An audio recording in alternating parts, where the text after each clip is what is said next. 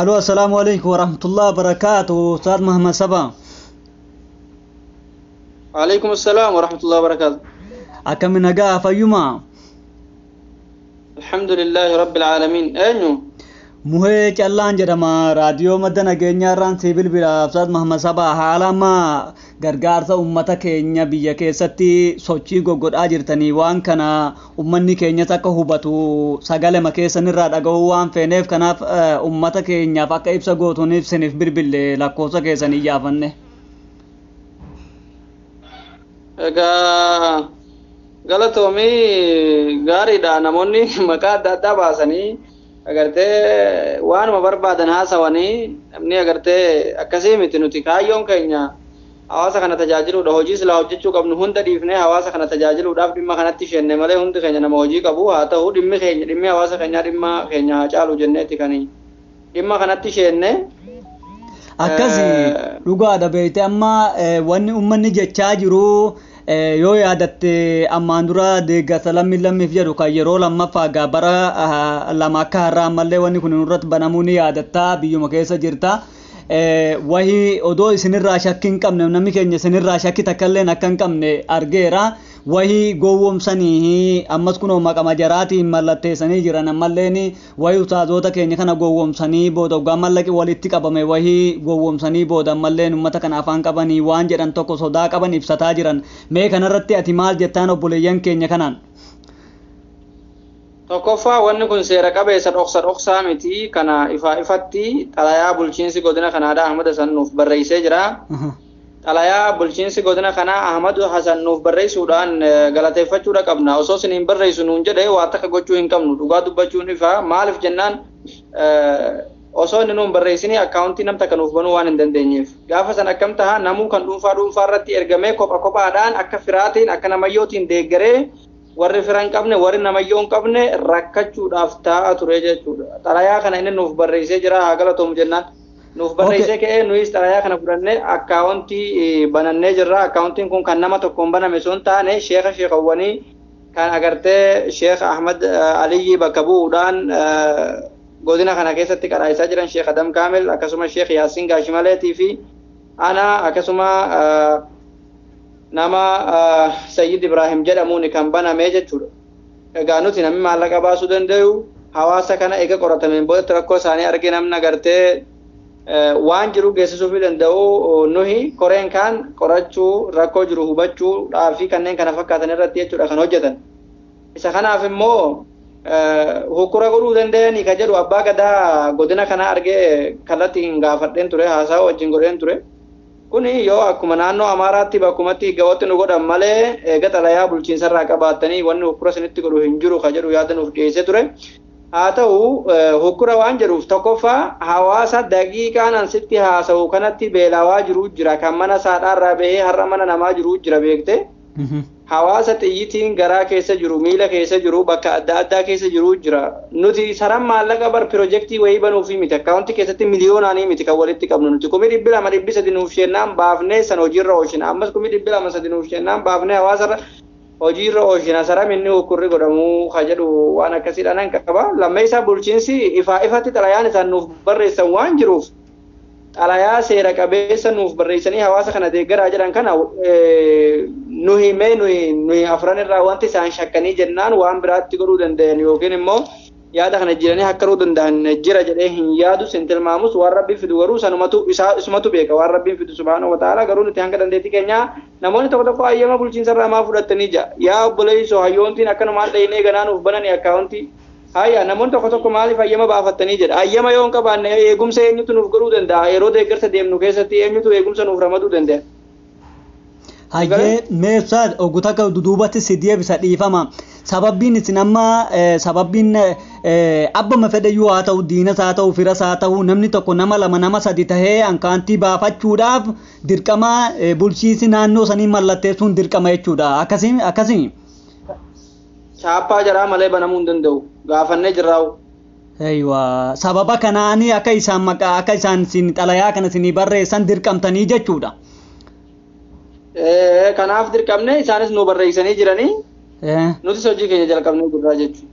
Okay, bareedaa dhagaa akka dibaan dubbate borodoksii yookaan ganaa ji'a tokko ji'a lama ganaa mana keessa kaa'uuf hin kaane baankii dhibbi takka dhuftus dhibbi lama dhuftus hoggatuma hat goone uummata keenyatti raabsina waan jettu fidde kunillee bareedaadha uummanni keenyallee kanarraa ni hubata jennee yana mee usaad haalli uummanni keenya ammoo irra jiru sa'a amma manxasitan kanatti akkamii uummanni keenya irratti waan isin dhaabbachaa jirtan kanarratti tumsa godhaa jira. Egaa dhugaa jiru dubbachuun barbaachisaadha. Dhugaa hawaasnis uummanni biyya kanaatis koreenis kan bakka nu buusee akka nuti maallaqa walitti qabnu yookiin immoo itti gaafatama maallaqaa akka taanu kan taasise abdii nurraa qabaachuudhaan nutis immoo dhugaa jiru dubbachuun dirqama nurra jirudha. Ilaa ammaa biyyoota adda addaarraa bilbilaa jiran. Warroonni akka gurguddaan akka Ustaaz Raayyaan Jamaal Aliyyiidha Abdurrahmaan fi kanneen kana fakkaatan wajjinis haasawa godhaa turre keessaa Ustaaz Raayyaan deddeebisee bilbilee jira. Haa ta'u ilaa amma ijoolleen Saawud Arabiyaa irraas bilbilanii jiru. Namni sodaa qaba ilaa amma birriin shan sheenes ni jechuun danda'u. Birriin shan illee sheenes ni jechuun danda'u. Nuti ofii keenya maqaa Duruus TV'dhaatiin 5,000 akka jalqabu.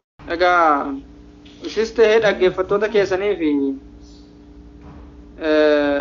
wanti nan dhaamu barbaade yoo jiraate dubbii yaabboleessa kiyya natti illee mufatina galatoo maallee warri biyya alaas hunduma keessan irraa kaase dubbiin akka alaa jedhanii mee gaafa ayyaman baafatinaa jedhan akkam godhaa jechuudha mee ayyami suudirraa noo dhufamoo si ganaa dhokachaatii dhuunfaadhaan mana manatti halkan namaa geessinamoo biyya kana keessa ta'anii hawaasaa dalagaa dhokachuutu malamoo bifa kamiin ayyama malee hojjetamame hin jiru jechuudha hawaasa kan nuuf hubachuu qabu lammeessa hojiina hiiksisuun alatti addunyaa tanarratti saantimni 5 inni naaf dabalu hin jiru. Haa ta'u hawaasa kiyya tajaajiluun rabbi birattis mindaan haa qaba hawaasa kiyya biratti illee galata naaf qaba. Akkas. Dirqama narra jiru waan ta'eef waan kana dalagaa jira. Hojii kiyya hunda isa caalsise hawaasni kan naaf fahamuu qaba. Hojiin itti hiike malee hojii isaan hin barbaanne. Dhimma kana garuu kanaaf fahamuus naaf fahame. Kanaaf fahamuu dhabus naaf fahamuu dhabe hawaasa kiyya kana waan hin dandaheen tajaajilurraa wajjiniin dhaabachuurraa koree jaaree wajjin cinqamuurraa gonkumaa kan hin duubatti jedhu hin taane hawaasnis kana kanaaf hubatu abdii guddaan irraa qaba. Sodaa amma isin jettan kana yookiin sodaa hawaasni kaasu kana ilaalchisee nuti pirojektii wahii banuudhaaf yookiin baankii banuudhaaf ganaa maallaqa tiriliyoonaan miliyoonaan walitti qabnu osoo hin taane hawaasni har'a daqiiqaa kana keessatti beelaa jiru waan jiru hawaasniif geessinaadha. Gama kaaniin gaafii kan keessatti hawaasni ammas hin quba qabaasa jedhudha. Bilbilaan hamlee nu jabeessaa jiru laakiin maallaqni isheen hin jiru. Maallaqni harni sanbata guddaa ta'uudhaan wal qabatee maallaqa isheen hanga ammaatti hin agarre koreedhaa wajjiniin asrii booda wal mari'annee ibsa jiru immoo kan isiniif kennu ta'a hawaasni keenya dhimma kana hubatu abdii guddaan irraa qaba. Wanni kun maqaa Muhammad Sabaahii qofaadhaan akkan seene namni Muhammad Sabaahii yookaan agartee irraa wanni jedhu taate maqaa Sheekh Adam Kaamil, Sheekh Yaasiin Sayyid Ibraahimii fi maqaa Muhammad Sabaahiin. Koree keessa namni hawaasni jaalatus hin jaalannes jiraachuu danda'a. Garuu namni maallaqa baasu, namni maallaqa agartee bakka fedhetti ramaduu danda'u nuhi waan ta'eef hawaasni nu amanata taanaan koree keessa abbaan barbaade jiraachuu wanta inni sodaarraa qabaatu jira natti hin fakkaatu akka nama tokkootti kanuma. Hayyee Ustaad ammalleen mee haalli irra jiru uummanni keenya yeroo ammaa kana akkami akka ija keetiin laaltete ammalleen waan tokko yeroo sitti ergarraabsaa jirra arguu jirra yeroo sababa saniin itti dhihaattee hawaasa kana laaltu haalli isaan irra jiran akkami mee Ustaad?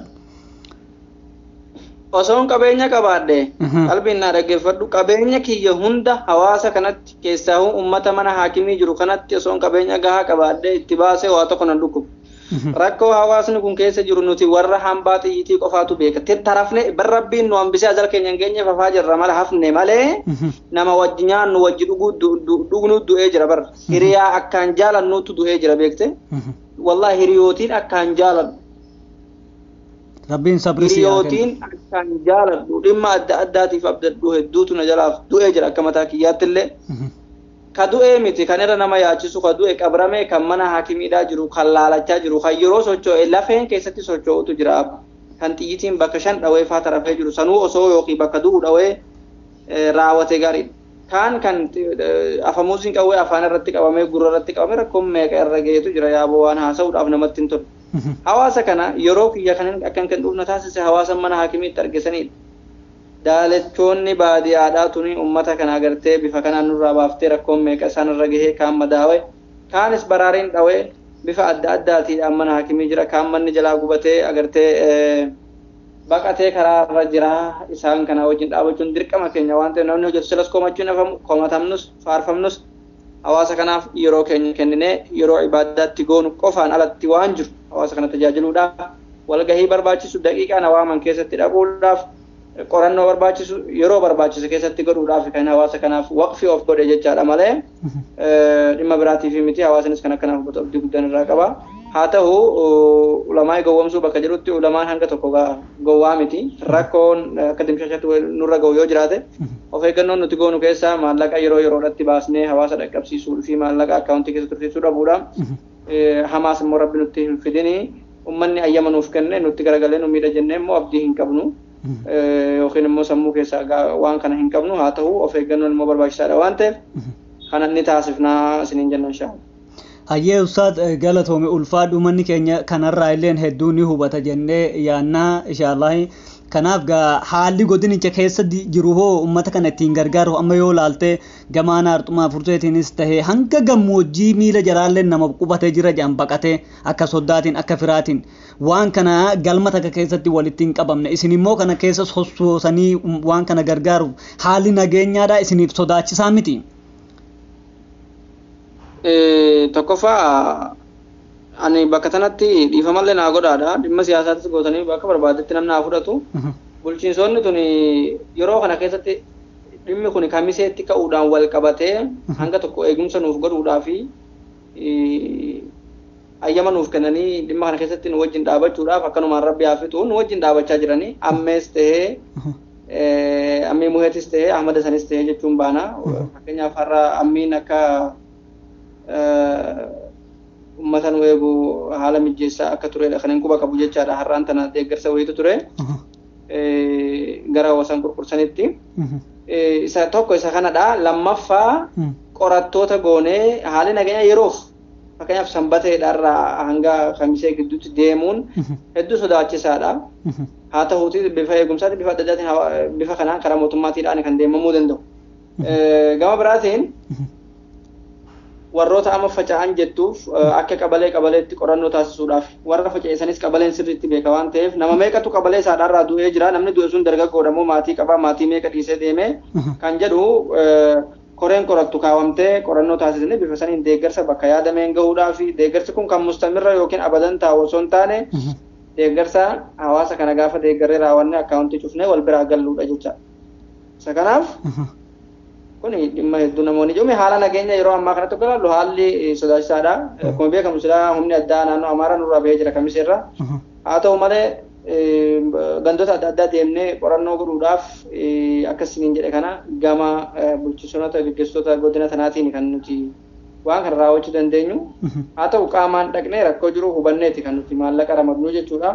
Maallaqa ramaduu osoo hin taane maallaqa bishaan ramadu qusaaqusiidha kan nuti binnu. Maallaqnis bakka itti barbaachisutti midhaan eega binnee duqqeetii eega binnee waan adda addaa eega geessineen boodatti bakka barbaachisutti sanillee kan taasifnu taasisan jechuu barbaachisa. Hayyee Ustaaz Muhammad Saba hedduu ulfaadhu waan hedduu ifa nu gootee turte wanni isin itti deemtan kun waan dhodhoksaa tokkolleen qabuu miti ifaan ifatti tolus badus waan ifatti deemaa jirtan malee waan dukkana keessan wanni tolu tokkos wanni badu tokkos yoo ifatti bade wayyaa beetee waan gola keessaati galatooma waan sin dirqes hundumaa'uu argaa jirra hubanneerra. Mee wanni na hafe jedhu yoo jiraatte atilleen ulfaadhu asirraan carraan sii kana ergaa dabarfadhu. Wanni na hafe maalini wanni na hafe yoo jiraate hawaasni akkaawuntiin kun maqaa hin qabu jedha. Maqaan isaadha gargaarsa miidhamtoota Oromoo Walloo jedha. Maqaan isaa akkanuma jechuudha. Koreedhaan jaarree waan ta'eef maqaa nama tokkooti miti. Maqaan isaa gargaarsa miidhamtoota Oromoo Walloo bakka sim yookiin neem yookiin maqaa jedhu sanitti gargaarsa miidhamtoota Oromoo Walloo inni Amaariffaan barreessus gargaarsa miidhamtoota Oromoo Walloo jedhee barreessuu jechuudha. Kana maqaan isaadha. Maqaan isaa akkan wallaalle maqaa akkaawuntii keenya jechuu barbaadeeti. Rakkoo nu mudatu hawaasni keenya isa hawaasuma wajjin nu mudata malee dhuunfaatti nu mudatu. Rakkoon nu mudatu yoo ka jiraatu ta'e hawaasuma wajjin nu mudata malee akka dhuunfaatti miti. Kanaaf nuyi murteeffannee kan itti sheennee isin jechuu barbaadeeti. Salaamu Hayyee Ustaaz Muhammad Saba inshallah atilleen ulfaadhu jazakumullahu khairanii biyya keessatti waa hedduu godhaa jirta durus TV illeen ijaartanii beeytee ustaazota keenya kan takkaa sagaleen isaanii ol bahee hin beennellee yaalii hedduu godhaa jirtanii baay'ee ulfaadhu maqaa dhaggeeffattoota miidiyaa madda nageenyaatiin baay'ee isin galatoomfannaa jabaadhaa isiniin jenna sagalee keessan kanalleen waada inshaallah isiniin geenya hawaasa biraanii.